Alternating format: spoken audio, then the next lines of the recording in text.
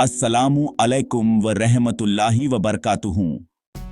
दोस्तों, आज हम एक बहुत ही दिलचस्प और इल्म से भरा हुआ टॉपिक पर बात करने जा रहे हैं। नमाज और इंसानी दिमाग का रिश्ता और एक नई साइंटिफिक रिसर्च जो मलेशिया के साइंटिस्ट्स ने की है। क्या आप जानते हैं कि रोजाना नमाज पढ़ने से हमारे दिमाग में कैसे पॉजिटिव तब्दीलियां आती हैं और कैसे साइंस ने इस बात को तस्लीम कर लिया है कि नमाज सिर्फ इबादत नहीं बल्कि एक दिमागी इलाज भी है। स्ट्रेस और डिप्रेशन के खिलाफ एक नेचुरल थेरेपी है। आइए स्टेप बाय स्टेप इस साइंटिफिक सफर को समझते हैं। सबसे पहले ये रिसर्च मलेशिया की इंटरनेशनल इस्लामिक यूनिवर्सिटी मलेशिया और यूनिवर्सिटी ऑफ मलेशिया के न्यूरोसाइंटिस्ट्स ने की। उन्होंने 100 से ज्यादा लोगों को अपनी स्टडी में शामिल किया। 2 ग्रुप बनाए गए। पहला ग्रुप जो लोग रोजाना नमाज पढ़ते हैं, दूसरा ग्रुप जो लोग नमाज नहीं पढ़ते, और दोनों ग्रुप्स के ब्रेन स्कैन्स, ईजी रिपोर्ट्स और ब्लड टेस्ट्स किए गए। जब उन लोगों का एमआरआई स्कैन किया गया जो रेगुलर नमाज पढ़ते हैं, तो एक बहुत बड़ा फर्क सामने आया। प्रीफ्रंटल कॉर्टेक्स, जो कि सोचने, डिसीजन लेने और फोकस करने वाला एरिया है, वो नमाजी लोगों में ज्यादा एक्टिव था। ईजी रिपोर्ट्स में अल्फा वेव्स की तादाद में इजाफा पाया गया, यानी वही वेव्स जो मेडिटेशन और रिलैक्सेशन के वक्त होती हैं। स्टेप 3, स्ट्रेस हार्मोन यानी कोर्टिसोल का कम होना। एक और इंटरेस्टिंग चीज, वो लोग जो रेगुलर नमाज पढ़ते हैं, उनके शरीर में कोर्टिसोल हार्मोन, जो कि स्ट्रेस हार्मोन कहलाता है, उसकी लेवल बहुत कम पाई गई। यानी नमाज इंसानी स्ट्रेस को नेचुरली कंट्रोल करती है। स्टेप 4, ब्रेन की मेमोरी और लर्निंग एरियाज पर असर। दोस्तों, इस रिसर्च ने यह भी बताया कि नमाज पढ़ने से हिप्पोकैम्पस और पैरिएटल लोब्स में एक्टिविटी बढ़ जाती है।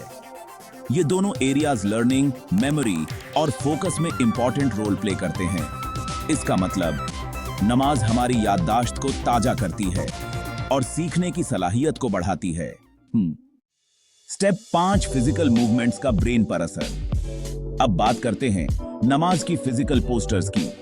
सजदा और रुकू के वक्त इंसानी दिमाग तक ज्यादा ऑक्सीजन और फ्रेश ब्लड पहुंचता है।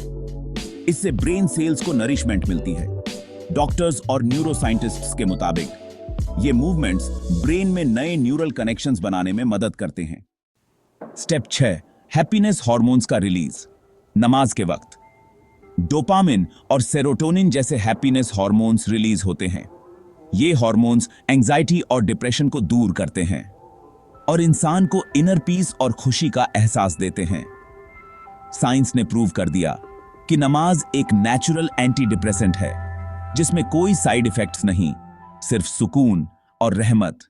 स्टेप 7, इमोशनल स्टेबिलिटी और सेल्फ कंट्रोल। नमाजी लोगों में एंगर कंट्रोल, पेशेंस और सेल्फ कंट्रोल की एबिलिटी नॉन नमाजी लोगों के मुकाबले में ज्यादा स्ट्रॉन्ग पाई गई। यानी नमाज सिर्फ रूहानी नहीं, इमोशनल और मेंटल हेल्थ का भी इलाज है। स्टेप 8, साइंस की फाइनल रिपोर्ट। इस मलेशियन रिसर्च का फाइनल कंक्लूजन ये है, रेगुलर नमाज पढ़ने वाले लोगों का ब्रेन स्ट्रक्चर और फंक्शन दोनों लेवल पर ज्यादा हेल्दी, पीसफुल और स्ट्रेस फ्री होता है। नमाज एक फुल बॉडी और फुल माइंड थेरेपी है जो अल्लाह ने अपने बंदों के लिए एक गिफ्ट बनाकर भेजी है। स्टेप 9, कुरान का पैगाम और साइंस का इत्तेफाक। और दोस्तों, कुरान में अल्लाह ताला ने फरमाया, अला बिज़िक्रिल्लाह तत्मिनुल कुलूब, सूरह अर्राद आयत 28। यानी सुन लो, अल्लाह की याद ही में दिलों का सुकून है। और आज साइंस ने इस कुरानिक फैक्ट को एक्सेप्ट कर लिया। Step 10, closing message. तो दोस्तों, आज से ही अपनी नमाजों की हिफाजत करें। अपने बच्चों को, अपने दोस्तों को नमाज की इंपॉर्टेंस समझाइए। नमाज सिर्फ फर्ज नहीं, जिंदगी की असलियत है, सुकून का राज है और मेंटल हेल्थ का इलाज है। अगर आपको ये वीडियो पसंद आए तो लाइक करना ना भूलें, कमेंट में अपनी राय जरूर दें और चैनल को सब्सक्राइब करें ताकि ऐसी और इल्म से भरी वीडियोस आप तक पहुंचती रहें।